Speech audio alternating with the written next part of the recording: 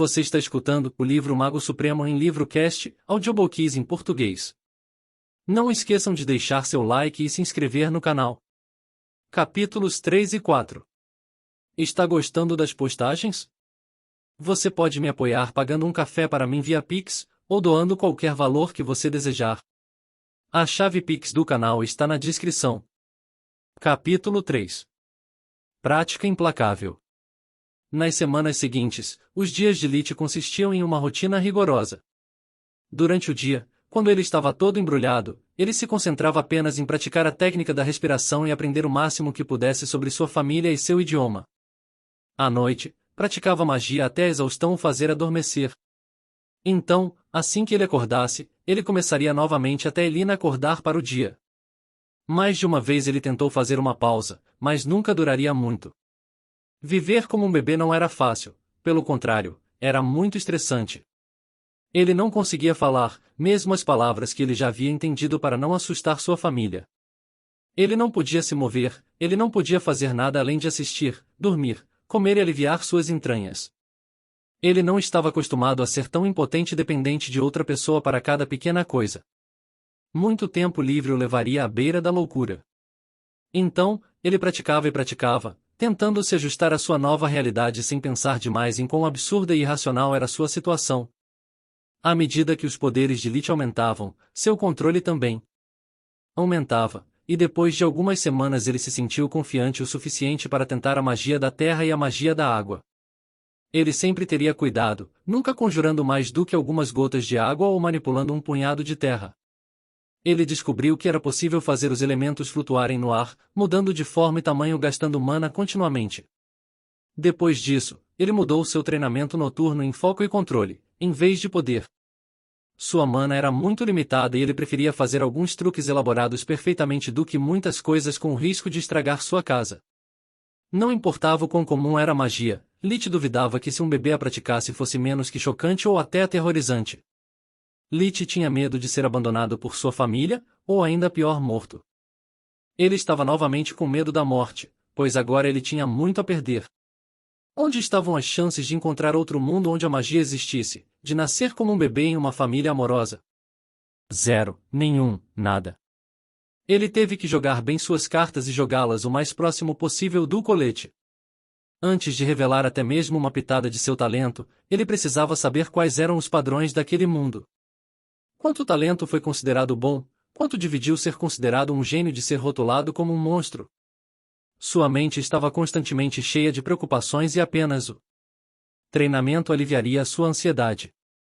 Depois de 3 meses, ele havia se tornado bom o suficiente em magia silenciosa para tentar magia de fogo na lareira. O fogo já estava aceso e, quando todos estavam ocupados conversando e comendo durante o café da manhã, ele tentou fazer as chamas dançarem à vontade. Acabou em fracasso, pois as chamas eram muito fortes e a distância muito grande para que sua mana tivesse algum efeito. No entanto, ele continuou tentando, já que ainda podia sentir o fluxo de magia indo de si mesmo para a lareira, tornando um bom treinamento para expandir seu senso e alcance de mana.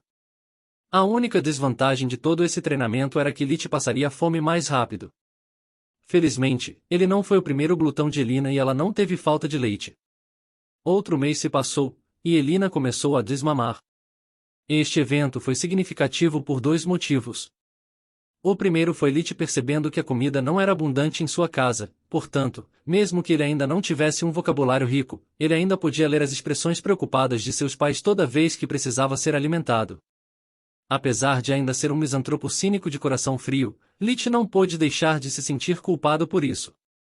Eles o amavam como uma criança, enquanto ele os considerava nada além de hospedeiros, como um parasita. As únicas exceções eram Elina e Elisa, sua irmã mais velha, a única que, junto com sua mãe, cuidaria dele. Com seu amor constante, carinho e cuidado conseguiram quebrar seu muro defensivo emocional. Quanto mais tempo passava com eles, mais os considerava parte de sua família real, não apenas as pessoas que ele convive. Então, ele começou a limitar seu treinamento para não exceder a quantidade de comida que eles podiam pagar. Mesmo isso exigiu algumas tentativas para encontrar a quantidade certa, já que muito pouco causaria ainda mais preocupação do que muito. A segunda razão foram as descobertas que mudaram o mundo.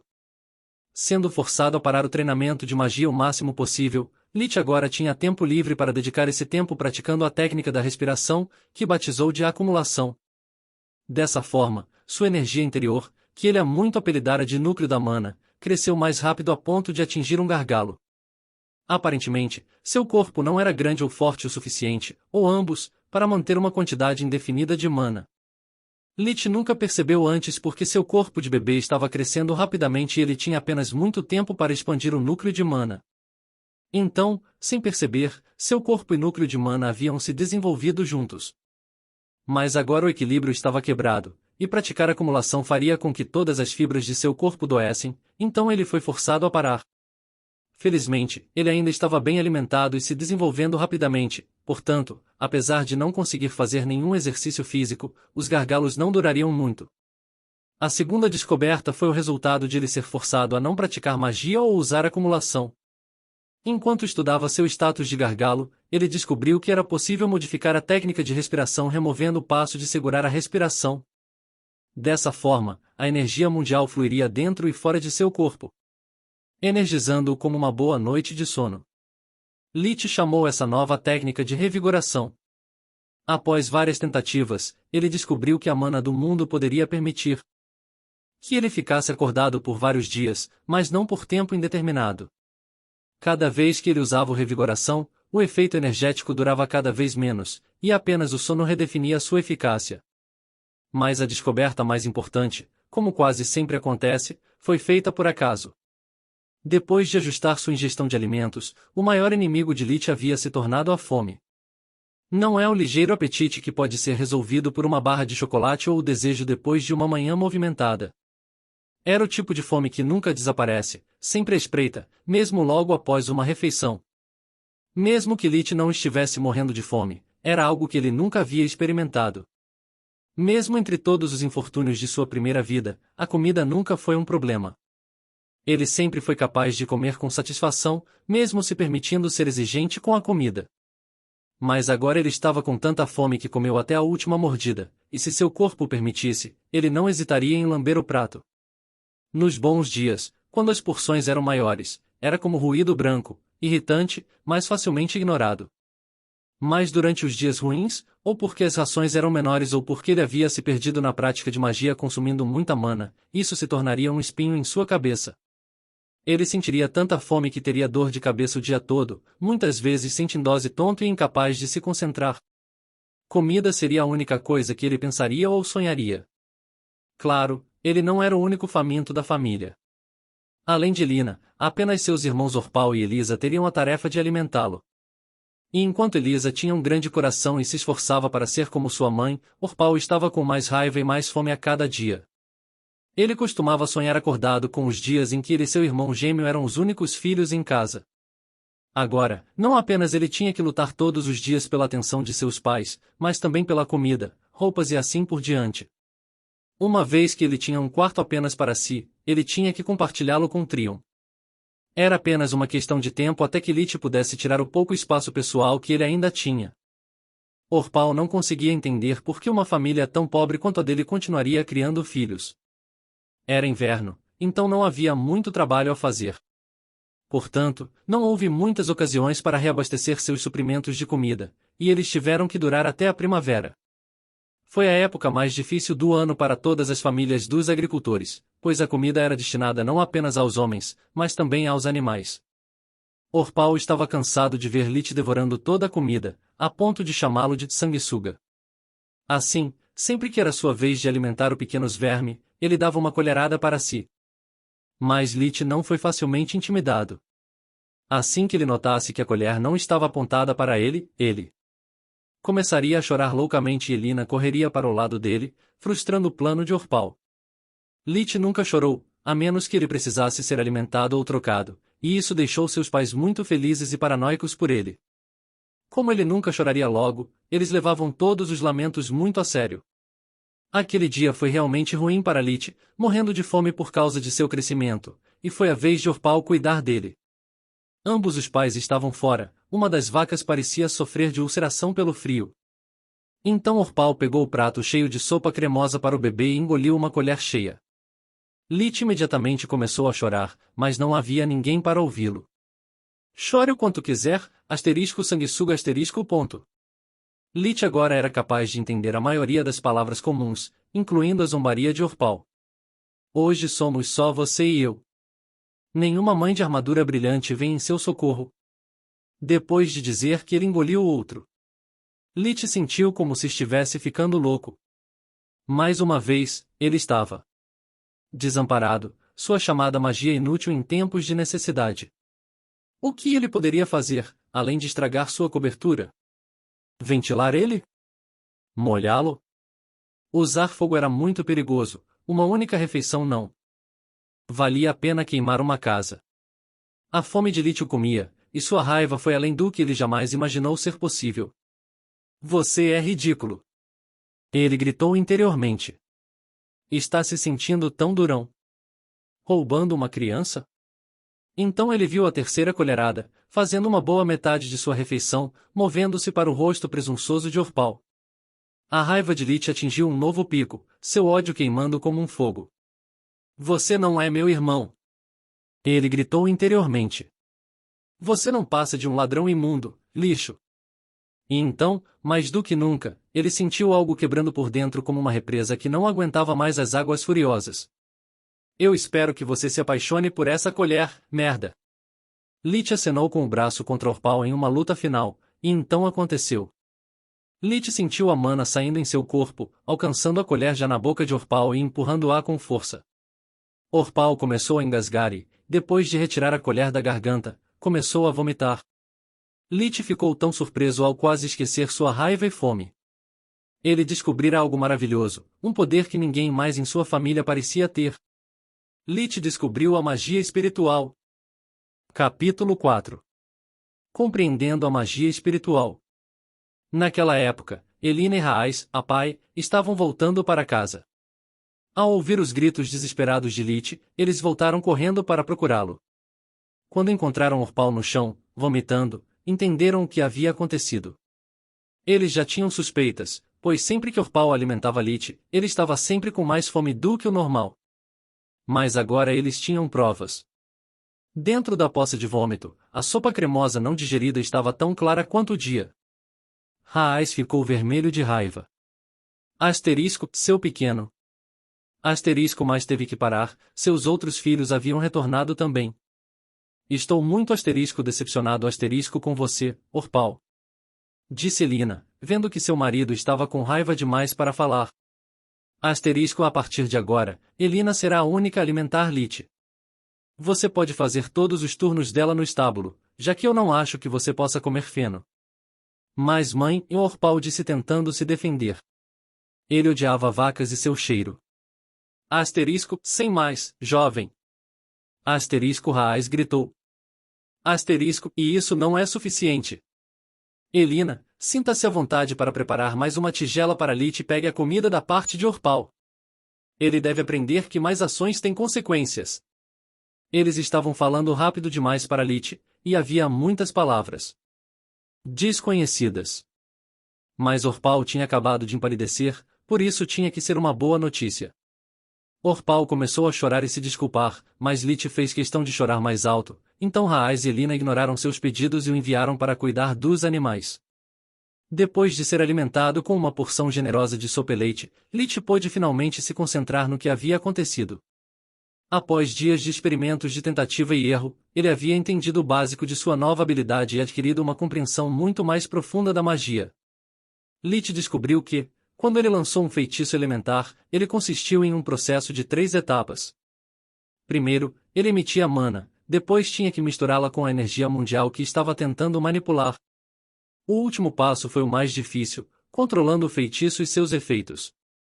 A magia espiritual pulou o segundo passo, usou apenas seu próprio poder, sem emprestar energia elementar. Isso tornou mais difícil que qualquer magia que ele praticou até agora e consumisse mais mana. Também exigia muito mais foco em comparação com a magia normal. A mana pura não tinha forma física, então ele não podia confiar em seus olhos para manipular seus efeitos. Tudo dependia de sua força de vontade e imaginação. Quanto mais clara a imagem mental da ação que ele queria que a mana realizasse, melhor o resultado. O alcance também era muito limitado, mal atingindo 1 metro a 3,28 pés de raio. Apesar de todas as suas limitações estritas, Lich começou a praticar magia espiritual. A descoberta final sobre isso foi que todas as melhorias que ele fez em magia espiritual também foram transmitidas a todos os outros tipos de magia. Ele não precisava mais mudar de prática entre eles, e então progrediu aos trancos e barrancos em comparação com antes. De tempos em tempos, ele usava uma magia elementar aleatória para verificar seu progresso, alcançando um novo entendimento da profundidade desse elemento. O progresso que Lich fez permitiu que ele também melhorasse suas técnicas de respiração. Através da acumulação, ele agora podia não apenas perceber como seu núcleo de mana mudava de tamanho com a prática, mas também ter uma compreensão aproximada da quantidade de mana contida em seu corpo. Usando a acumulação, ele alimentaria a energia mundial em seu núcleo de mana, permitindo que ela se expandisse do tamanho de uma cabeça de alfinete para de uma bolinha de vidro. Uma vez que o núcleo de mana cresceu para o tamanho de uma bolinha de vidro, outros progressos só poderiam ser feitos quando o corpo físico comprimia com força o núcleo de mana de volta à cabeça do alfinete. Lich não fazia ideia de como o fenômeno funcionava e não havia encontrado uma maneira de contorná-lo. O desenvolvimento do núcleo e do corpo da mana teve que andar de mãos dadas, não havia atalho. Os gargalos ocorreram quando Lich tentou usar a acumulação quando o núcleo de mana ainda estava em seu tamanho máximo. A energia do mundo seria rejeitada pelo núcleo da mana, passando selvagem por seu corpo e danificando-o. Ao passar continuamente por ciclos de expansão e compressão, sua capacidade de mana já era incomparável quando ele era recém-nascido. Depois de descobrir e praticar a magia espiritual, Lich teve um controle muito mais fino de sua mana, dentro e fora de seu corpo. Ele conseguiu modificar a técnica de revigoramento, para que, quando respirasse a mana do mundo, a combinasse com a sua, excedendo temporariamente seus limites. Então ele expandia a energia resultante, movendo-a do plexo solar para fora, até que os pelos de seu corpo transbordavam de mana. Desde que inventou o revigoramento, ele notara mudanças qualitativas em seu corpo. Lich agora era melhor em resistir ao frio e a dores de cabeça, e ele quase nunca ficava doente. Quando toda a sua família pegava um resfriado, ele superava isso antes que os sintomas se manifestassem ou se recuperava em poucos dias. A menos que seja uma coincidência louca, melhorar o revigoramento é o único meio à minha disposição para temperar meu corpo. Se eu estiver certo, isso significa que eu posso usá-lo como muleta até que eu fique grande o suficiente para fazer atividade física. Ele pensou. Felizmente, isso também deve me ajudar a superar meus períodos de gargalo mais rápido. É uma aposta, mas não deve causar nenhum mal. Além disso, entre fome e gargalos, não há muito que eu possa fazer quando o bebê de 7 meses. Quanto à sua vida familiar, também sofreu algumas mudanças nos meses seguintes. Após o incidente da sopa com Orpal, uma divisão se abriu entre os irmãos. Lich era vingativo por natureza, e seu irmão também. Às vezes, quando Orpal estava com raiva, o chamava de sanguessuga em vez de Lich, já que ele sempre o chamava assim em sua mente. Cada deslize da língua lhe custaria uma séria repreensão, e quando ele o fazia, enquanto discutia duramente com seus pais, até uma boa surra. Orpal culpou Lich por todos os seus infortúnios. O pequeno nanico sempre ria quando estava tendo um momento difícil. O relacionamento entre Lich e seus pais, em vez disso, ficava cada vez melhor. Ele já havia começado a dizer palavras, certificando-se de dizer mamãe quando Elino o abraçava e papai sempre que Raais se aproximava dele. Se este mundo é um pouco parecido com a Idade Média da Terra, é melhor ficar no bom colo do meu velho até que eu seja autossuficiente. Este foi o raciocínio de Lich. Ele ainda tinha muito medo das figuras paternas, e os dois não tinham muito relacionamento. Raais sempre estava ocupado com alguma coisa, deixando sua esposa e filha mais velha passarem mais tempo com o bebê. Para sua defesa, ele havia assumido erroneamente que Lich era muito pouco para notar e que eles teriam tempo para recuperar o atraso mais tarde no futuro, como ele fez com seus outros filhos. Raais realmente o amava, e Lich nunca deixou de surpreendê-lo. Ele não conseguia se lembrar dele chorando sem motivo, nem mesmo quando estava mordendo. Se alguém esbarrar em seu berço ou levantar a voz enquanto Lich estiver dormindo, ou pelo menos fingindo, ele não emitirá nenhum som, basta olhar em volta antes de voltar a dormir. Lich cada vez mais gostava de Elisa, era mais uma tia amorosa do que uma irmã para ele. Ele podia se ver nela, cuidando de seu irmãozinho, como ele fez com Cal. Ele adoraria expressar esse amor, mas tudo o que pôde fazer foi sorrir e rir assim que a viu e chamá-la de Lala. Na verdade, ela era a única, além dos pais dele, a ter um nome tagarela. Não era muito, mas significava o mundo para ela. E assim, o tempo passou. Após 6 meses de sua chegada, Lit foi colocado no chão pela primeira vez e começou a engatinhar sob rigorosa supervisão. No 9º mês, ele começou a andar e passou a falar palavras reais. No dia de seu aniversário, depois de descobrir que eles também tinham aniversários naquele mundo, ele se permitiu usar frases simples e começou a fazer perguntas para completar seu vocabulário. Não sabendo nada sobre bebês, era muito estressante encontrar o momento certo para cada pequena coisa. Felizmente, Lit sempre podia recorrer à trapaça para descobrir o tempo adequado para ele aprender a fazer alguma coisa. Ele já era capaz de entender a maior parte do que podia ouvir, para estar sempre aberto a sugestões. Se Elina estava morrendo de vontade de finalmente dizer mãe em vez de mamãe, ele esperaria alguns dias antes de fazer isso acontecer. Se Raais torcia por Lit correndo para ele, ele o fez. O verdadeiro problema era prestar atenção a tudo que Raais, Elisa e Elina disseram, ao mesmo tempo em que pareciam completamente alheios às suas palavras. Outro problema era que, uma vez que o deixaram vaguear pela sala de jantar, também lhe deram pequenos brinquedos de madeira, esperando que ele brincasse e explorasse o ambiente. Lit já conhecia a sala de jantar como o bastão de sua mão, e não havia muito o que ver em primeiro lugar. No entanto, ele tinha que fingir estar curioso sobre isso. Essa foi a coisa mais difícil que ele já fez desde que se tornou um bebê, e o assustou até a morte. Ele não tinha ideia de como uma criança exploraria um ambiente tão insosso, e sua paranoia em explodir seu disfarce o fez soar balas. Vendo a expectativa em seus olhos, ele partiu da coisa mais próxima, a lareira. O fogo não estava aceso, as toras estavam frias e cobertas de cinzas. Quando ele se aproximou, Raais o deteve. Esta é a lareira. Agora está seguro, mas o fogo é ruim. O fogo dói. Sem tocá-lo, nunca. Lit olhou para ele, aparentemente confuso, antes de tentar colocar a mão nas cinzas. Raais agarrou sua mão, bloqueando-o. O fogo é ruim. Não há como tocá-lo. Nunca. Seu pai repetiu. Lit olhou nos olhos dele como se estivesse profundamente pensativo, antes de perguntar: em fogo ruim? Sim, muito ruim. Raais respondeu enquanto assentia. Ok. Lit se afastou da lareira e se aproximou da mesa.